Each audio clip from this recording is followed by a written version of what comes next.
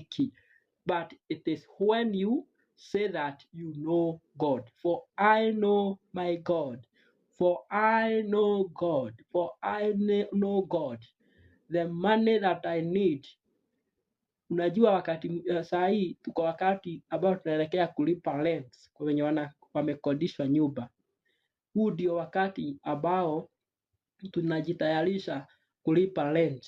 Simama na useme hata kama hauna, useme for I know God, he will provide money to me so that I may be able to pay rent in the name of Jesus.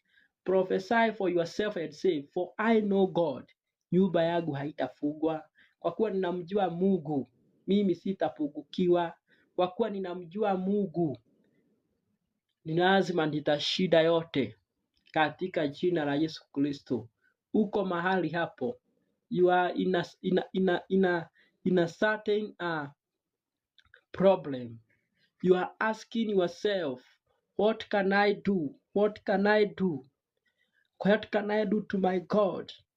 Aone hii mateso yangu, aone hii shida yangu, aone hii kuhangaika kwangu, aone hii machozi yangu, aone hii mizigo ambayo nimebeba.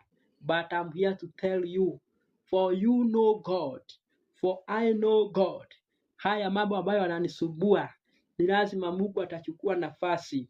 Ni lazima Mungu atainuka ili akuje akalie kiti yake, kiti ya ufalme, kiti ya kumaliza shida, kiti ya kunitolea uzito, kiti ya kunipa upumziko. In the name of Jesus, for I know God. It is only for I know God.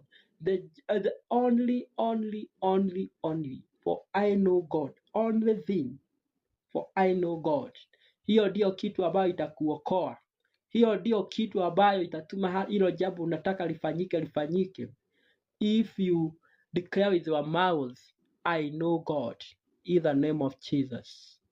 As for me, in my problems, in my life, in what I need before my God, because my God is a giver. I know him as a giver. I know